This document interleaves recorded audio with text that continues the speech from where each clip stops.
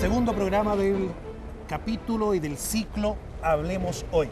En esta oportunidad, con una persona que desea efectuar una serie de nuevos cambios quizás, nuevos intereses, agenda programática inédita al interior de la Unión Demócrata Independiente. Vamos a hablar con él, con el diputado Ernesto Silva, 38 años, diputado muy joven. Diputado, muchas gracias por estar junto a nosotros. Hola Claudio, muchas gracias. La verdad que con una iniciativa, con un interés, con una postulación que para muchos viene a ser bastante interesante por los cambios que puede generar. ¿Cómo comienza a proyectarse esta idea? Yo creo que la verdad es que estamos, Claudio, partiendo un ciclo político nuevo. O sea, terminó como una transición política, terminó una transición de otro tipo, también en lo social, y parte una etapa nueva. Y yo creo que esa etapa nueva requiere ideas frescas, requiere mirar Chile de una manera diferente porque el país ha cambiado, y en ese contexto con muchas personas hemos pensado que vale la pena estar, vale la pena participar de eso, con ideas, con ganas y tratar de asumir liderazgo. Viene bien para Chile eso. Vamos a estar en la conversación profundizando sobre estos temas, diputado, pero antes lo que ha significado durante esta semana que ya culmina antecedentes políticos que para algunos son preocupantes en torno a los problemas de instalación que ha tenido el actual gobierno de Michelle Bachelet, y particularmente, por ejemplo, con la figura de 4 gobernadores que finalmente no llegan a asumir su cargo, y una de ellas además con una situación de indigencia que ha sido muy cuestionada por la opinión pública y en general por toda la clase política. ¿Ustedes pensaron desde la oposición que el actual gobierno de Michelle Bachelet iba a tener tantos problemas en este periodo de ingreso y de instalación incluso? No, yo no pensé eso, ¿eh? Honestamente, la verdad, lo primero es que ojalá al gobierno le vaya bien, eso es bueno para los chilenos y nosotros vamos a ayudar, pero es difícil si las prácticas que se instalan son como las prácticas viejas. O sea, Claudio, estamos a semanas de que entre el Congreso una reforma tributaria. Exacto. Y piensa, y los chilenos deben pensar, ¿esa gobernadora era la que iba a gastar la plata? Una persona que había sido declarada como indigente, que había vendido 2 autos en el último mes, que es algo que cualquier chileno puede rastrear buscando en Google quizás con el nombre. Entonces, nosotros esperamos que lo hagan mejor, porque si siguen en este ritmo, en las decisiones de las autoridades que lideran, va a ser algo difícil para los chilenos, no para el gusto o disgusto de la oposición, sino que para el funcionamiento del país. Así que yo confío y le doy también el beneficio al ministro del Interior, una persona joven, con ganas, nueva, que quiere liderar una etapa. Yo espero que le vaya bien. Lo que sí es que han habido errores importantes. Piensa que hubo 4 subsecretarios, si no me equivoco, que cambiaron. O sea, ya lleva la presidenta 3 cambios de gabinete. Y además cambió a 4 gobernadores. O sea, algo anda mal. Algo anda mal y ojalá que se pueda corregir por el bien de Chile. Pero esta desprolijidad, a juicio de tu mirada política y también de lo que puede significar desde la propia UDI y las conversaciones, ¿nace desde el Ministerio del Interior o es una transversalidad? No, quizás yo creo que al final del día se habla de nueva mayoría, pero sí, estamos viendo como la misma vieja concertación que lleva las carpetas y currículum de los amigos para poder pasar. Entonces quizás el gobierno no ha tenido la actitud de decir que era una nueva etapa y simplemente ha estado como capturado por los partidos en el viejo esquema. Eso es lo que a nosotros no nos gusta. Creemos que las autoridades hay que evaluarlas en su mérito por lo que hagan, pero lo que pasa es que también hay que tener ciertos pisos de confiabilidad que no se han visto acá. Entonces, yo no creo que haya que atribuir un tema acá al ministro del Interior. No, yo creo que ojalá por el bien del país que esto avance, pero se tienen que dar cuenta que tienen que cambiar, y el cambio no está en el fondo en ser más aplicado, sino cambiar de paradigma. O sea, va a seguir la vieja concertación que llega no sé quién con los de cuantos currículum y pongan a mi gente, o sea, poner por delante el mérito, lo que se piensa en el país. Piensa lo que ha pasado en la alta dirección pública, que no tiene que ver con los gobernadores. En una semana y media han despedido a un porcentaje muy alto de los cargos de alta dirección pública que legítimamente lo pueden hacer, y eso está bien, pero al menos después de evaluarlo. Después de haberlo saludado y decir, oye, a ver, cuéntame cuál es tu proyecto, por qué te eligieron a ti, cómo lo estás haciendo. Pero en su momento lo que se planteó era generar un sistema de los mejores, sí, de mantenimiento, de cierta autonomía de la política del momento, de los gobiernos que lleguen. ¿Finalmente esto ha fracasado o necesita una vuelta de tuerca? Mira, lo que pasa es que cuando parte un ciclo político nuevo, como el que viene ahora, yo creo que se requiere una actitud diferente de todo. Para poder construir, o sea, está más que claro, yo creo que la gente en la casa lo siente, que se ha avanzado mucho en temas de mejorar la gestión, pero se requieren saltos adicionales de modernización del Estado. Y esas cosas no surgen porque un grupo lo imponga, sino que son el resultado de trabajar juntos. En el tema de la alta dirección pública se avanzó mucho hace 10 años atrás. Lleva 10 años de implementación ese sistema. Ya ha tenido altos y bajos, pero lo que está haciendo el gobierno ahora es agarrarlo a palo en el suelo. Entonces, eso es lo que yo creo que hay que tratar de decir. Bueno, y nosotros por eso yo pedí ayer en la comisión de Hacienda que venga el presidente del Consejo de Alta Dirección Pública a decirnos cómo ve este tema, cómo ven la relación de los funcionarios con la ciudadanía, cómo ven la relación del poder político con la administración, para que no se transforme en una lógica más de botín o de captura, de que nos toca a nosotros y ponemos a nuestra gente, en vez de decir vamos a poner a las personas que mejor sirvan para el país, viendo cuál es el rol. ¿Ha cambiado también, diputado, la percepción de la ciudadanía en torno al nivel y al estándar ético de los funcionarios públicos?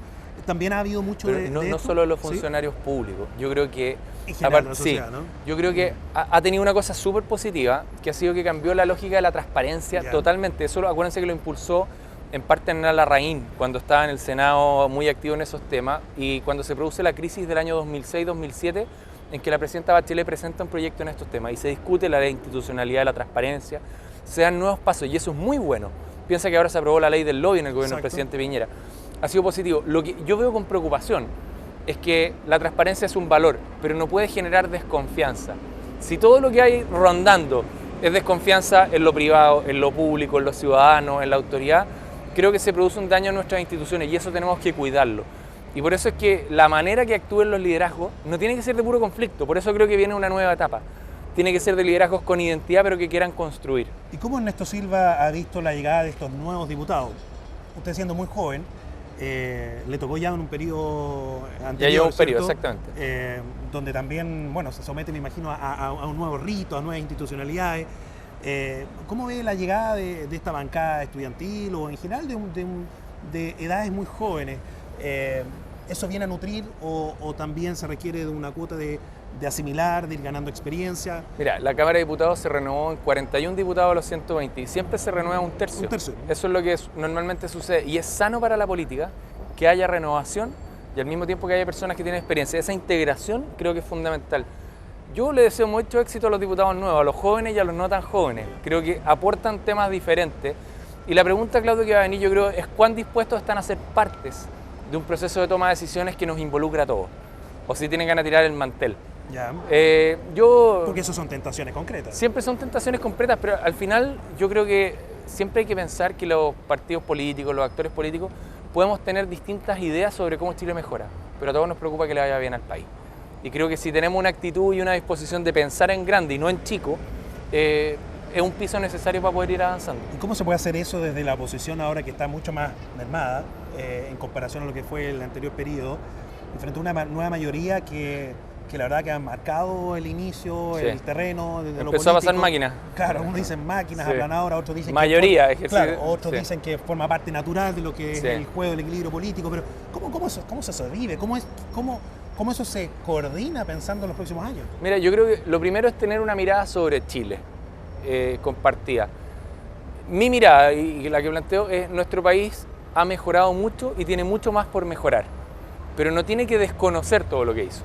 Si es que la nueva mayoría lo que quiere venir a hacer es decir, partió todo de cero, yo creo que le hacen daño al país. Esa es una primera reflexión que yo creo que hay que tener en mente. Lo segundo es que hay que hacer muchos cambios, pero en la dirección correcta. Y ahí es donde uno tiene que discutir si las medidas que trae el nuevo gobierno, y eso tenemos que empezar a analizarlas en su mérito, no en que todo lo que traiga el gobierno va a ser bueno o va a ser malo, hay que evaluarlo. Si esas medidas son cambios que apuntan en la dirección de más justicia, de más oportunidades o no, y evaluarlo. Y lo tercero es que tampoco debiéramos ser protagonistas de un país que tenga cambios radicales en todos los temas. Si se necesitara eso, no habría votado el 40% de la gente, habría votado el 100% o el 80%. Entonces, yo creo que sentirnos orgullosos del país que estamos contribuyendo es un piso principal, es un eje central. Lo segundo, apuntar en la dirección de los cambios. Y ahí la oposición tiene una tarea de no estar dedicada a decir no porque no, o sí porque sí, sino tener la creatividad para interpretar primero a un grupo importante de chilenos que no se sienten representados por el gobierno y que necesitan una voz en el Congreso. Y en segundo lugar, participar de un proceso de construcción de ideas hacia el futuro, ojalá con acuerdo, y si no, expresar legítimamente las diferencias. Ahora, la ciudadanía muchas veces plantea en los acuerdos, existen tiempos de negociación, de puntos de vista que comienzan a madurar, pero también hay un grupo importante de la misma ciudadanía que sostiene, quizás ya nos hemos demorado mucho como país, como instituciones. ¿Qué se le puede responder a esos chilenos que quieren cambio, que quieren celeridad, que quieren rapidez, que quieren que la reforma tributaria prácticamente ya esté aplicándose la reforma educacional, por nombrar a dos emblemáticas. Mira, yo creo que la presidenta Bachelet implementó el voto voluntario, ¿te acuerdas? Exacto. Una reforma constitucional. Sí. A mí me parece bien, pero ella hace poco tiempo atrás dijo, me arrepentí. Entonces, cuando uno hace las cosas muy rápido, sin suficiente reflexión y diálogo, puede pasar lo que le pasa a la presidenta Bachelet con una reforma constitucional, me arrepentí. Imagínate que diga después lo mismo de la nueva constitución. Oigan, chilenos, les quería contar que me arrepentí. O respecto a la reforma educacional, miren, me di cuenta que en verdad es injusto darle educación gratis a los hijos de los más ricos. Por ejemplo, lo pensó más adelante. Entonces, hay que avanzar con velocidad, pero con reflexión. Y esa reflexión se produce en el espacio que la democracia da para ese debate, que es el Congreso. Y que hay que fortalecerlo y no debilitarlo. Y por eso yo no creo que haya que llegar a acuerdo en todo. Yeah. No creo en eso. Creo que los países se tienen que mostrar también las identidades y las diferencias. Pero lo que no puede pasar es que no se converse, que no se busque entender qué quiere proponer el otro. Porque eso es lo que lleva finalmente a buscar buenas miradas para el país y a reafirmar identidades y a marcar los puntos. Yo creo que en la práctica debieran llegar las propuestas del gobierno, tener un tiempo para ser debatido, mostrar diferencias. Por ejemplo, en el tema de la gratuidad de la educación superior. Yo encuentro súper injusto que a los hijos de los más ricos le den educación gratis, especialmente cuando acá en Valparaíso, en Viña y en otras partes todavía hay tanta pobreza, tanta miseria, tanta necesidad. No me calza. Y yo quiero poder discutir eso y escuchar los argumentos de la presidenta por qué le quiere dar educación gratis, por ejemplo, en medicina al hijo de una persona muy rica, antes que solucionar el problema de vivienda en un campamento en alguno de los cerros de la quinta región. Ahora, se plantea que dentro de lo que es justamente esta mayoría que tiene actualmente la nueva mayoría o la exconcertación, finalmente el Congreso puede transformarse, la verdad, que en un recipiente de proyectos que se colocan y se tramitan y se despachan rápidamente. Sí.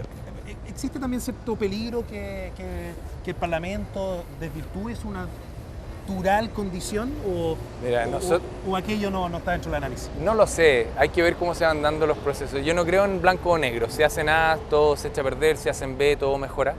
Yo creo que los parlamentarios de la nueva mayoría también tienen que decirle a sus votantes si han aportado algo o no en los proyectos, qué defendieron, qué plantearon. Yo creo que... ¿Coherencia, por ejemplo? Sí, exactamente. O sea, si es que imagínate un parlamentario de la nueva mayoría que representa un distrito de clase media, como gran parte de Chile, que llegue una reforma tributaria y a él le preocupe que ese proyecto afecta a la clase media o la pyme. Si se queda callado y por pasarla rápida no hace nada, yo creo que eso debilita al Congreso. Pero acá hay que entender que las mayorías tienen derecho a expresar su votación y no hay que escandalizarse por eso. Lo que sería un escándalo es que no se pueda intercambiar ideas sobre los proyectos. Y en eso creo que todos tenemos un rol. Ahora quiero también abordar el tema de cómo se está viviendo las articulaciones dentro de la oposición. Ha ido surgiendo un referente, Amplitud, por ejemplo. ¿Cómo combina Amplitud con la UDI? Empiezan a haber elementos de sintonía, pero también otras pareciera que divergentes, ¿no?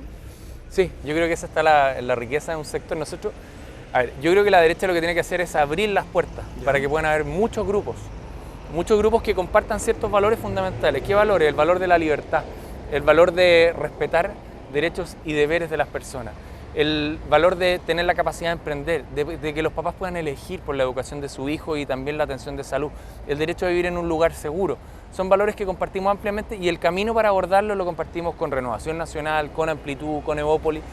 Y también hay ciertos temas que podemos tener diferencia. Si alguien lo que pretendiera es que todos pensáramos igual, sería dramático. ¿Y eso no puede asustar dentro de la derecha o es una caricatura? El que la derecha tiene que estar homogénea, tiene que recibir órdenes de partido. La gente que nos está viendo debe pensar en su familia. En su familia hay ciertas cosas que se comparten, pero hay cosas que se piensan distinto en ciertos temas. ¿Impide eso que haya una mirada común? ¿Impide que haya vida familiar? No. La vida es en diversidad, pero la clave está en respetar la identidad de cada uno. Nosotros vamos a respetar lo que hace Renovación Nacional como su proyecto, vamos a respetar lo que haga Amplitud, Evópolis, y también nosotros vamos a reforzar la nuestra, poniéndonos de acuerdo en ciertos lineamientos. Y de hecho parte del trabajo ahora a finales de marzo como sector de ver cómo juntos miramos hacia adelante y también cómo hacemos crecer nuestro electorado. Porque la gracia no es que los grupos se jibaricen entre ellos, sino que lleguemos a nuevos mundos. Y si es que Amplitud va a ayudar en eso, bienvenido. ¿Y el gobierno, cree, diputado, necesita una fundación para proteger o para estar comunicando lo que fue su legado? Yo creo que El gobierno, me refiero al gobierno saliente, no, el gobierno Sebastián Piñera. El presidente Piñera yo creo que tiene que ser un buen expresidente. Y un buen expresidente es una persona que está disponible con la actual presidenta y con quienes lo necesiten para aportar una mirada de país. Creo que ese es su principal rol para estar presente. Y creo que es tarea de los partidos políticos defender algo de lo que fueron parte, que fue un gobierno que creó mucho empleo, que lo hizo que la calidad de vida de los chilenos mejoró y donde políticamente cometimos errores que creo que son significativos. Ahora, ¿hasta qué punto la diversidad de lo que puede significar Evópoli o la propia amplitud va a generar lo que idealmente plantea diputado, que es más diversidad, más tonalidades? Eso también es fuente de tensión, lo vimos en la concertación durante largos años. Y yo creo que fue una de las cosas que muchos rescatamos de la concertación, en términos de ser capaces de tener un norte común a pesar de tener diversidad, definir ciertos contornos, ciertas líneas. Mira, yo creo que la vida es en diversidad, se vive en la familia. Lo decía yo el otro día con unas personas, la UDI tiene que acoger a todo el mundo, pero no puede representar todas las ideas. La coalición tiene que dar espacios para todos dentro de ciertos contornos. Y eso tenemos que discutirlo a la luz del Chile de hoy, que no es el mismo que teníamos hace 30 años, hace 10 años o hace 5. Entonces tenemos que mirar juntos cómo entendemos que desde nuestras ideas, que yo creo que son valiosas, son significativas, damos juntos respuesta a los problemas de los chilenos hoy. ¿Y eso es lo que particularmente usted lo motiva para, por ejemplo, comenzar a plantear la posibilidad de llegar a la presidencia de la UDI? Mira, la UDI está en un momento expectante. Yo creo que la UDI fue un partido político, ha sido un partido político que ha cruzado transversalmente la sociedad. Personas de distintas historias de vida, en lo económico, en lo social, en lo valórico, han sido parte de la UDI. Y yo creo que hicimos cosas espectaculares, pero acabamos de tener una pérdida relevante, muy importante. Perdimos 10 diputados, perdimos el gobierno, tuvimos una derrota municipal no menor. Y creo que nuestros valores fundacionales están muy bien, pero tienen que contestar las preguntas del Chile de hoy. Y eso requiere un impulso nuevo, con mucha energía y con un trabajo que calce más con el tipo de vida que se está llevando. Las personas no están tan ideologizadas, Claudio, entre derecha o izquierda. Están mucho más motivadas por temas. Les preocupa un tema de su barrio, les preocupa un tema de salud, les preocupa algo que impacta a sus hijos.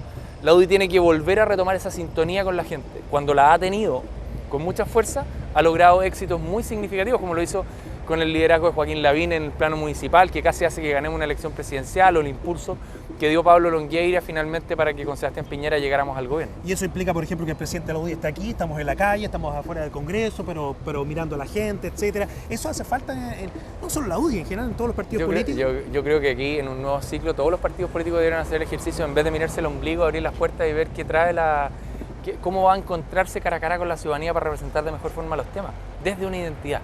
Porque no se trata esto de renunciar a lo que uno cree y siente, sino que tratar de encarnar desde los valores lo que uno ha sentido en la piel con la gente. Y para eso hay que estar. Y para eso hay que estar mucho más con la comunidad y en el día a día. Ahora, aspectos que de inmediato esta intención de llegar a la presidencia de la UDI ha ido generando desde Ernesto Silva al resto de otros actores políticos.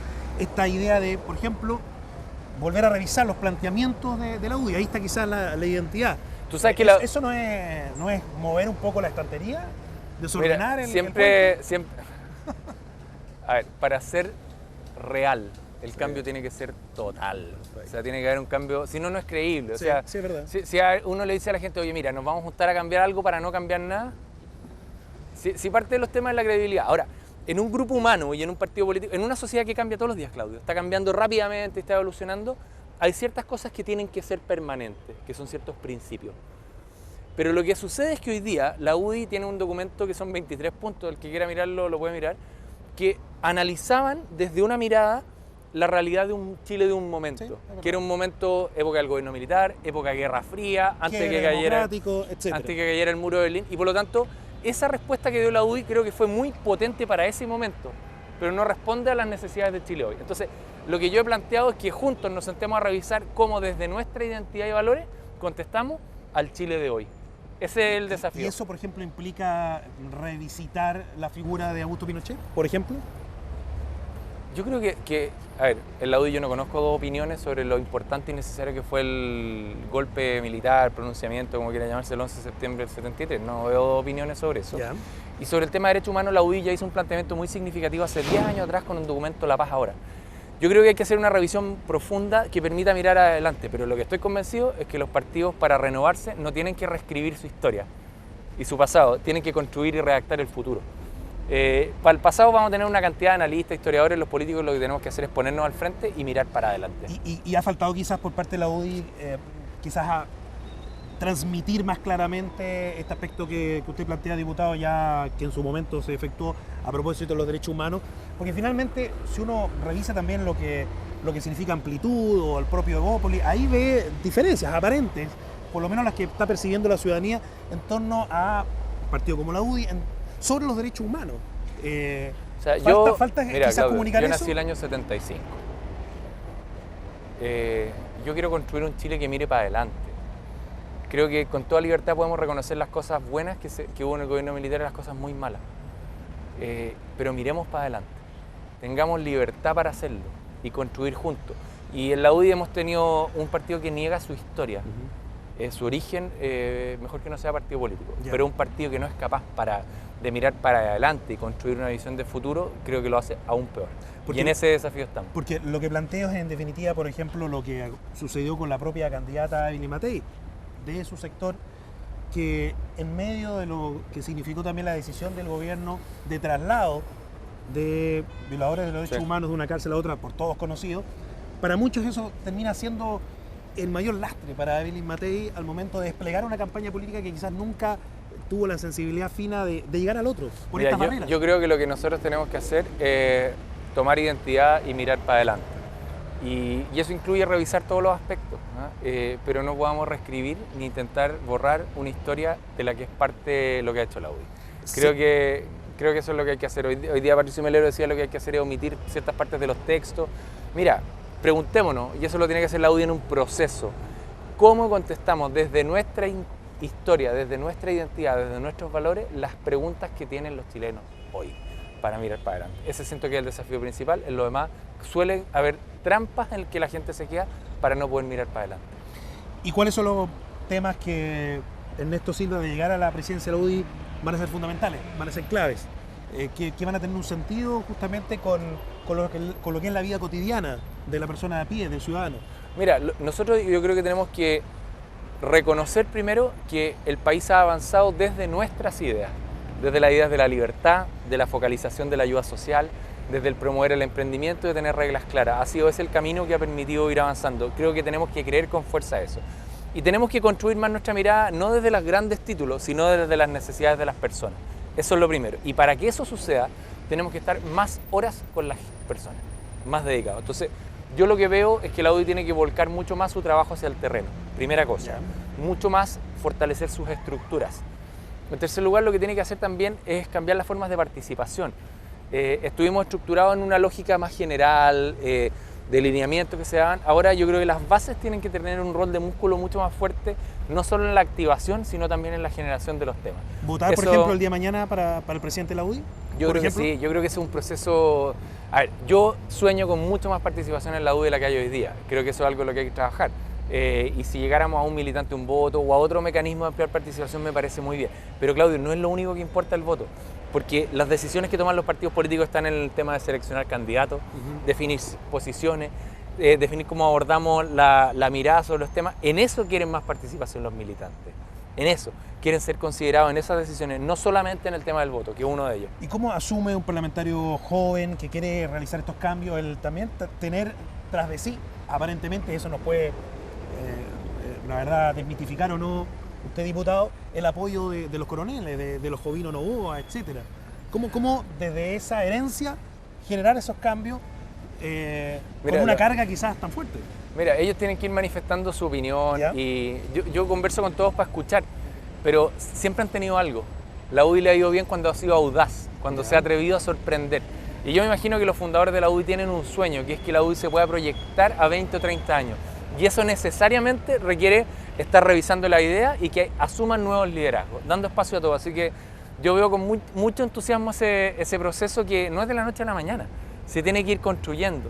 La confianza se va dando en una rutina permanente de estar trabajando. Así que espero además que todos ellos, los que han sido fundadores de la UDI, sigan muy activos colaborando, pero que los liderazgos nuevos puedan volar también. ¿Le gustaría a Ernesto Silva tener un apoyo de regreso mucho más concreto a un Pablo Longueira? Que esté presente, tú dices, en la línea directiva. ¿En la línea directiva, por ejemplo?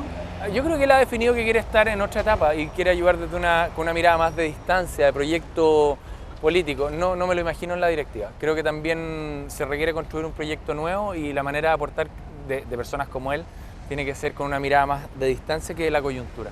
¿Y la UDI le está comenzando a dar ese terreno a los jóvenes? Por eso Joaquín Lavín haciendo un programa de radio, Pablo Longueira aparentemente retirado de la política, Evelyn Matei haciendo clases. ¿Es el momento? ¿Es ahora o nunca? Eso muestra un poco la vocación pública que tienen en los distintos temas. O sea, que Evelyn Matei se ha ido a un colegio a enseñar matemáticas y Joaquín quiera seguir comunicando.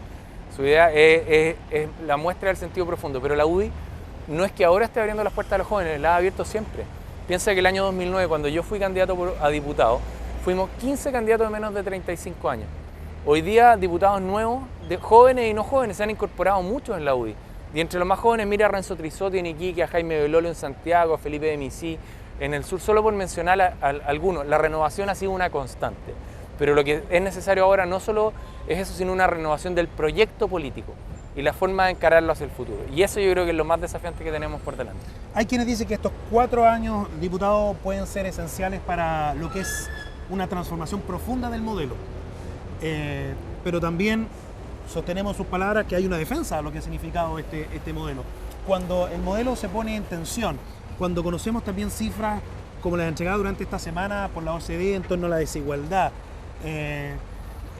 ahí va a haber un terreno, me imagino, de liderazgo y de configuraciones políticas que probablemente tenga el modelo en una tensión notable. Mira, yo lo que creo es que los modelos socialistas de izquierda no han funcionado en el mundo.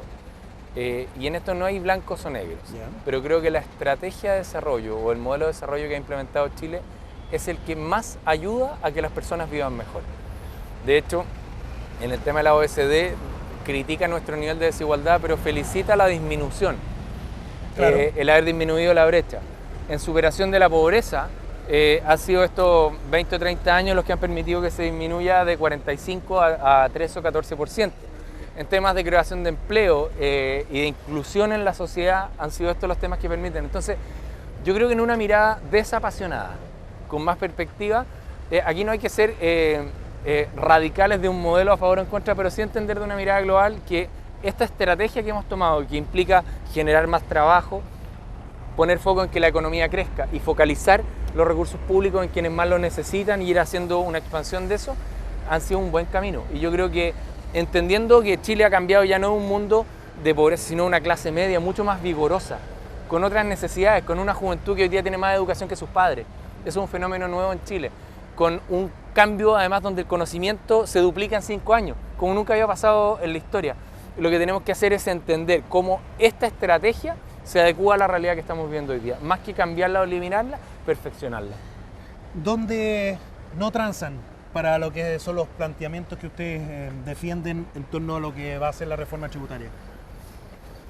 Mira, a ver, primero la reforma tributaria, transemos o no transemos, la nueva mayoría tiene los votos para hacer lo que quiera. O sea, de hecho nosotros podríamos no venir al Congreso y la nueva mayoría hacer lo que quiera. Entonces, ¿por qué digo esto? ¿Por qué digo esto? Porque no vaya a ser que se pongan a echarle la culpa a la centro derecha de no hacer cosas que plantean. O sea, ellos tienen todos los votos para hacer lo que esté bien adecuado. Nosotros queremos aportar. ¿Qué cosas son los 2 pilares para la UDI? Lo primero, que la reforma tributaria que traiga la presidenta Bachelet no afecte el trabajo. No lo afecte. No lo afecte. Y yo veo con preocupación el tema de subir de 20 a 25% si eso va a afectar el trabajo. Creo que es una mala señal. Y ahí hay otros instrumentos que también preocupan, pero no afectar el trabajo, que en eso nosotros sí que sabemos, y sabemos más que la presidenta Bachelet. ¿Por qué sabe más? Porque de hecho en su gobierno la economía creció 2,8, en el nuestro creció 5,4.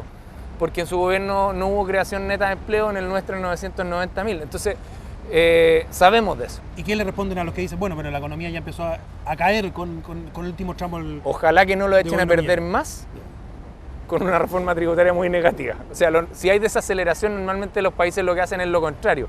Es aliviar los impuestos, no subirlos. Es dar más alivio, como lo que hizo Brasil hace algunos años atrás. Entonces, por eso estamos esperando. Yo te decía el primero, que no afecten el trabajo, y en eso podemos ayudar porque sabemos de trabajo.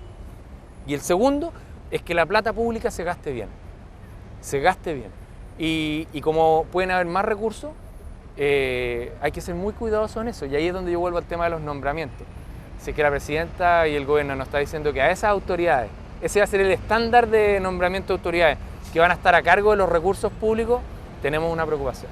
Tenemos una preocupación importante. Y en el ámbito de la educación, ¿cuáles son las preocupaciones también que comienzan a visorarse en un horizonte que para unos va a estar marcado por cierta agitación social, por cierta presión social, sí, o para otros ya hay una convergencia en torno a qué llegar con la reforma educacional? Mira, yo lo que veo, Claudio, en el tema educacional es que no hay que perder las prioridades. Y la primera prioridad es más recursos mientras los niños son más chicos. Y profundizar en ese camino. Creo que es ahí donde se producen las desigualdades. Y por lo tanto yo esperaría que el gobierno ponga mucho foco allá. Seguir aumentando la subvención escolar preferencial, poner foco en ese tema y también en lo que tiene que ver con kindergarten, sala cuna, esa etapa. En materia de educación superior, que es otro... Y te diría, yo creo que hay que poner mucho foco en el aula, en el profesor, en la capacidad de cambio, de aprendizaje. El verdadero transformador. Exactamente, del sistema, ¿no? Porque al final del día la educación es un encuentro entre un maestro y sus alumnos que se produce un proceso de cambio. Entonces, es ahí donde hay que poner el talento, independiente si es público o privado. Yo hoy día veo con más preocupación que a veces quieren poner el foco en quién presta la educación más que en la calidad de la educación, ¿ya?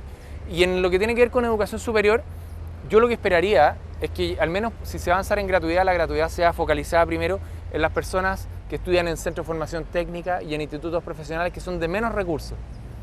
Ahí pondría el foco. Y no caer en lo que se ha planteado, que llegar a darle gratuidad a los hijos de los más ricos, que yo al menos no consideraría que es el mejor camino. Aun cuando está el argumento de que la reforma tributaria generaría una mayor equiparidad. Nunca logra recoger y devolver exactamente. Sobre todo cuando hay otras necesidades tan importantes. Si a veces cuesta avanzar en el Sename, porque no hay más recursos para los menores, o en el fondo hay problemas en temas de salud, donde adultos mayores tienen que irse a su casa a morir porque no hay más camas públicas para recibirlo en una etapa de dignidad. Entonces, no calza. En la ética de la política a mí no me calza.